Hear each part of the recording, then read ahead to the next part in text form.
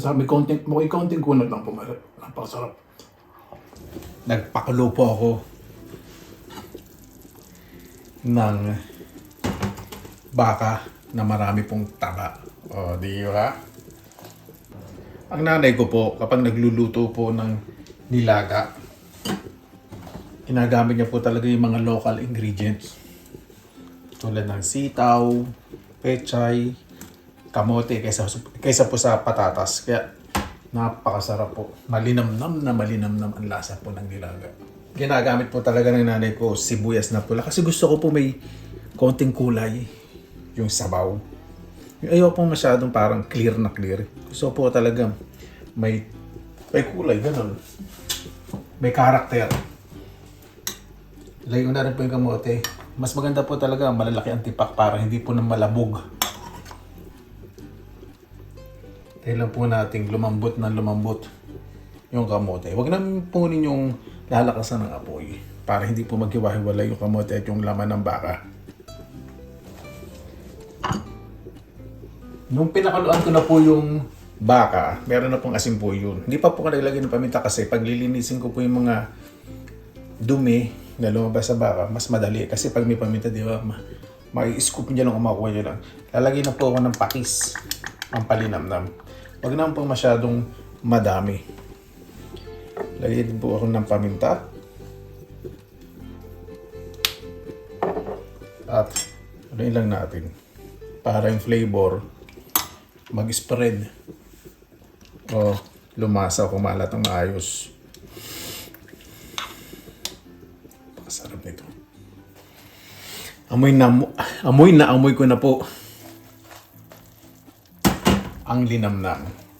Kapag ganyan pong malambot na, una ko pong tatanggalin yung kamote para hindi madurog.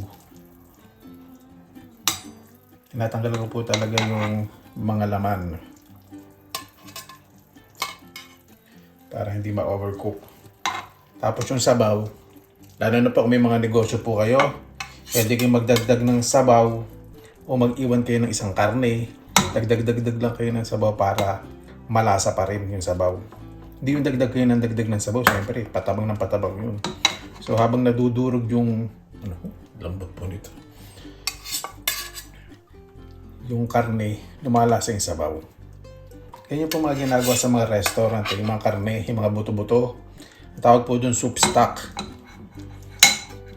Minsan nilalagay lang po nila asin. Kasi iba naman nilalagyan ng paminta, yun po tayo. So mas safe sa kanila, asin lang. Nakukulan yung karne hanggang sa madurog. So lagi lang po sila nilagay. At kapag ganyan, magdadagdag po ako ng konting sabaw. Kasi syempre, paglalagay ko yan sa rep, gusto ko may mahigop akong sabaw. Diba? At paglalagay po ako ng, dali lang po ibang klaseng nagluluto, lagi may sandali lang.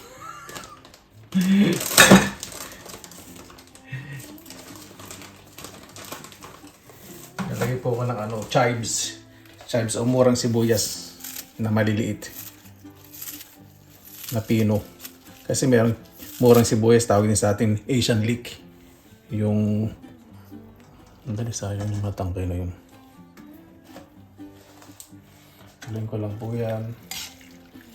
Ayan ko munang kumulo para mas malasa yung sabaw.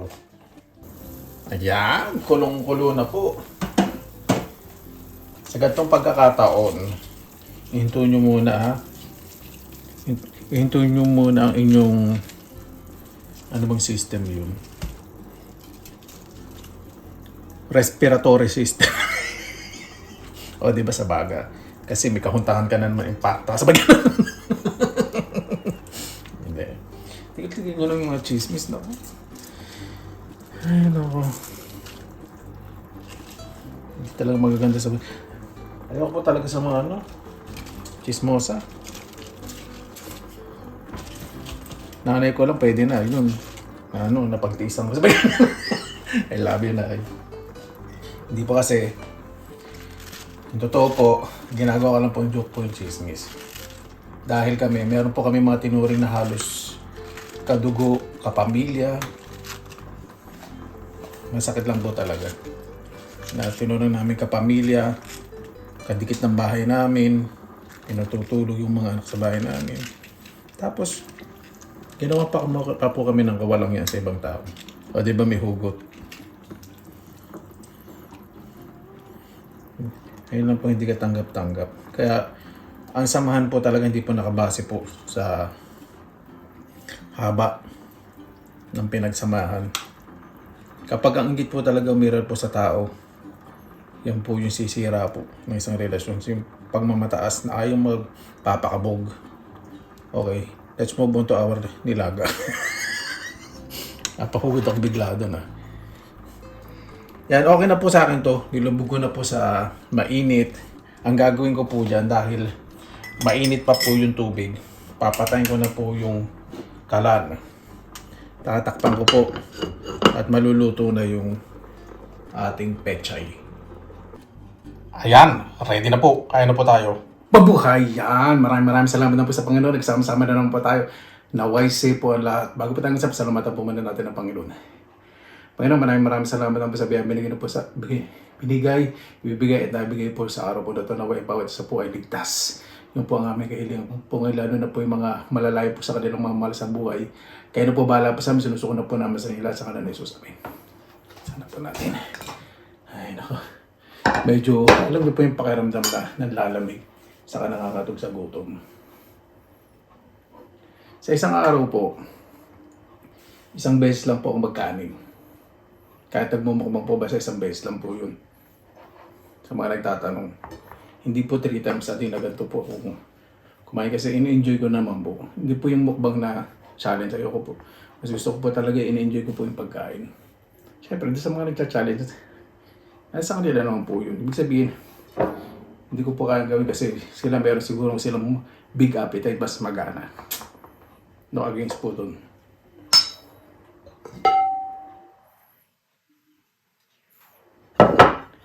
Hindi po tayo sa baba. Ay, nako.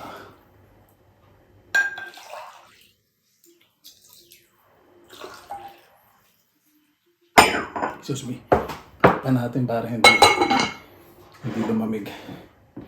Inumin ko ay aking paborito. Pineapple soda na walang asukal.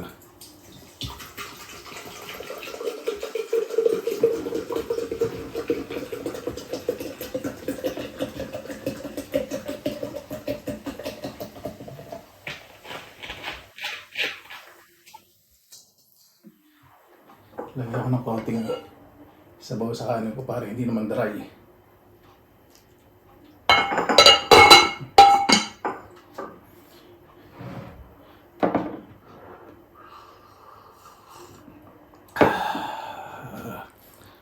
Buksan na lahat natin.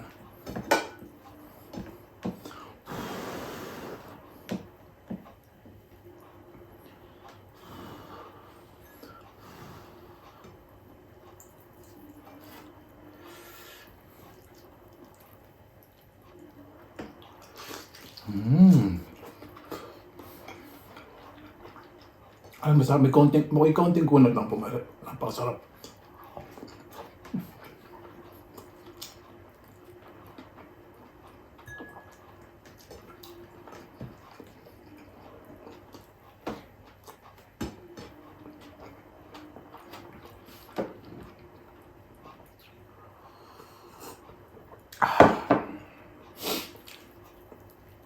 Sarap po na, itong taba.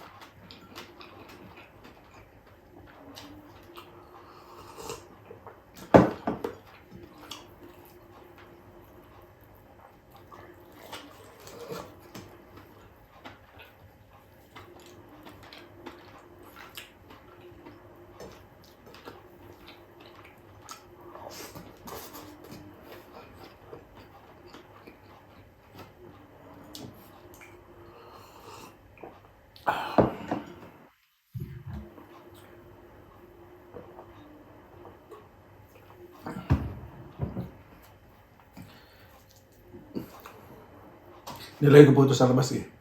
Kasi, nagyayalo sa labas. So, ang sarap pa na siya mayroong, yung maliit na butil ng yelo. Sarap.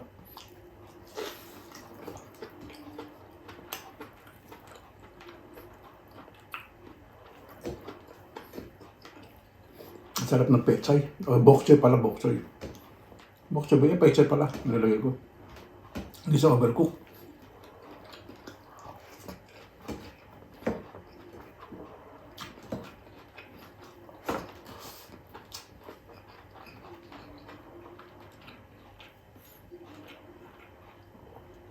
Ating magawanin natin itong malaki. Medyo bawasan ko ng bago.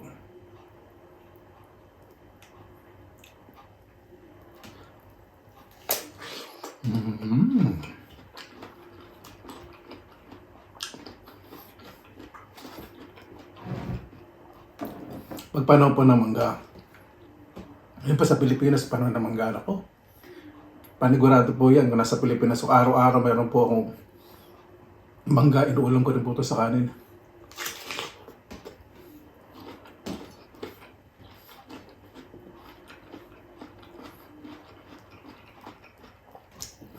Kahit ano ulam, pinapartner ako po ng mangga.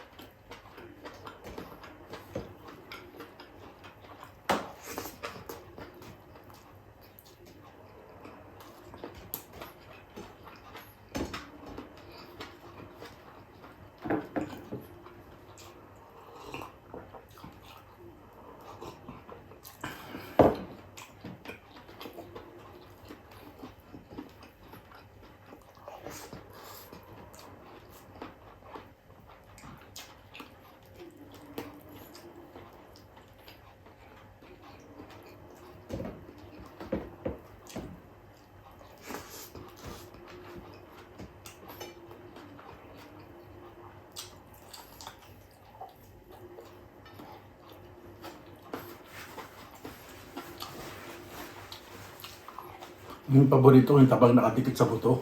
Tapos pag ganito kalambot, up.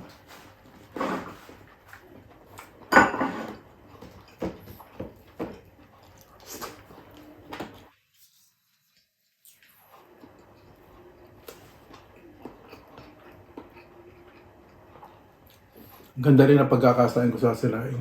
Basmati po. Natry ko na po ibang basmati. Basta talagang ano po ang measurement. Para po sa akin kasi marami na pong basmati rice na subukan eh. 1:1 lang po. Isang cup na basmati, isang cup ng tubig. Pagsanayan po ninyo. Siyempre gasan po muna ninyo. Baka mamaya lagay ko isang cup na basmati, isang cup na tubig. Hindi. Gasan mo na yung bigas siyempre. Ang daming prosesong pinagdaanan yan. Ang daming makinang dinaanan. At ang daming chismosang dumaan.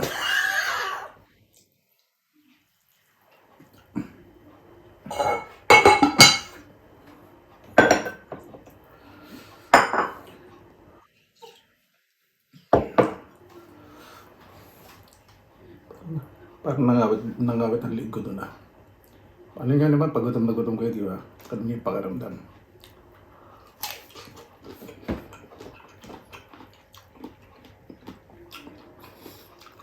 Tip ko po sa inyo, yung bagoong po, tadyan nyo pong giniling. Na karne. Mas masarap. Pwede po sa inyo anong karne ilalagay ninyo. O nilagay po giniling na baboy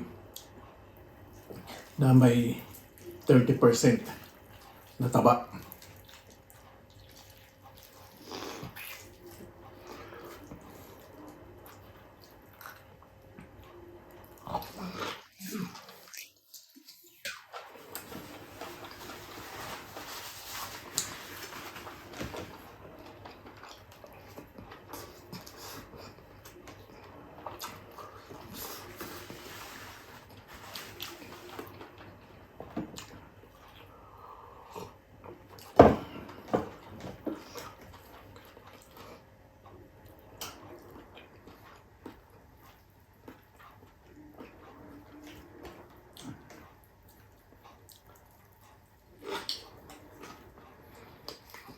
Yung masarap, may konting kunat.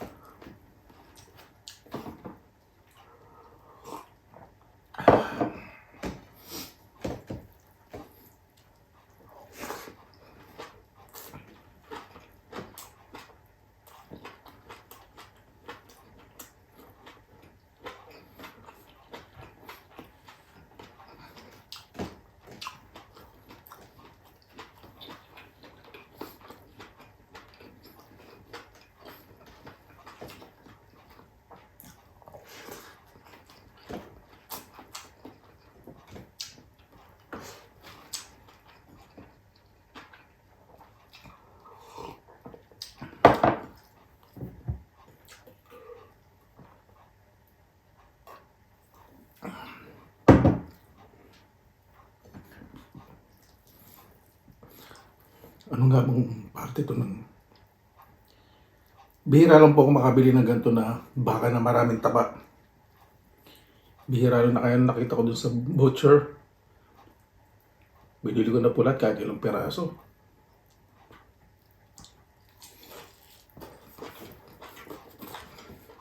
Kasi paborito po ito ng mga Asian eh.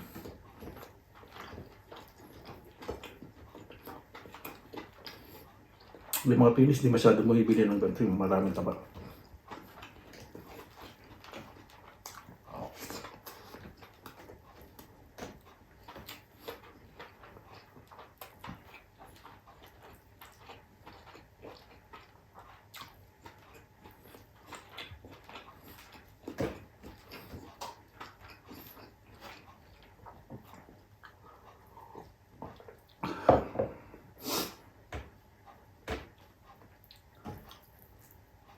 Oh, sarap.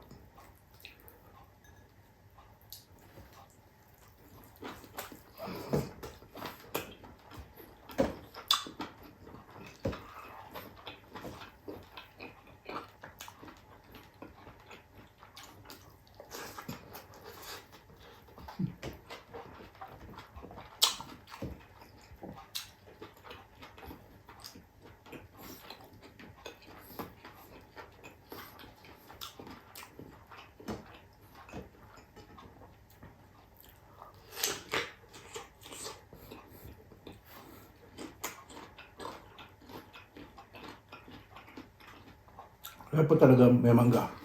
Pampayos ng umay.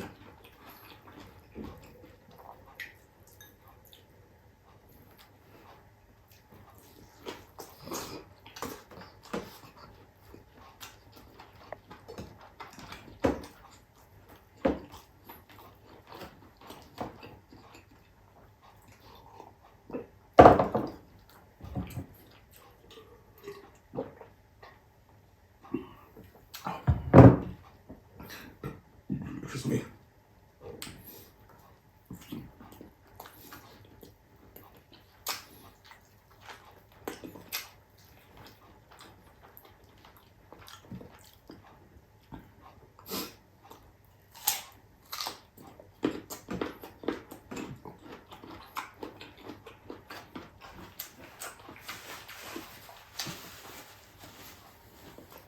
Lumalabas yung anghang sa mata ko. Pag nakakagat yung sili.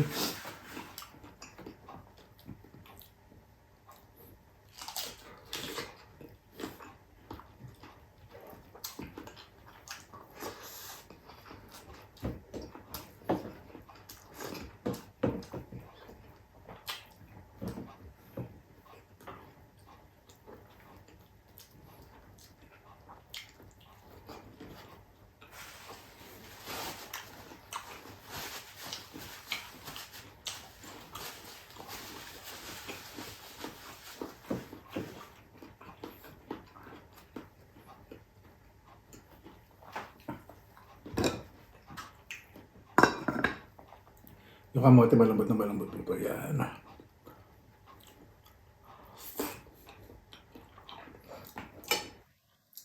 Mamaya magkaano ako ng tsaa. Gagawin kong dessert to.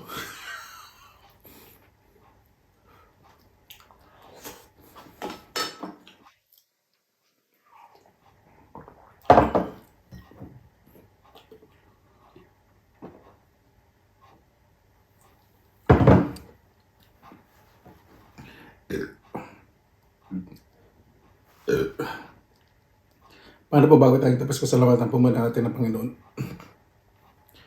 Panginoon, maraming salamat po sa biyaya binigay po sa amin sa araw po na ito na walang bago. Bawat isa po ay mas maging mabuti po sa kapwa. Iwasan na po ang inggit at pagmamataas. Umiral po saan ang pagpapakumbaba.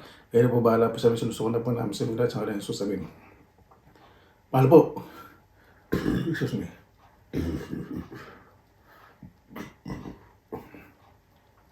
Maraming salamat po sa inyong oras na sa pili lang ang nagbay.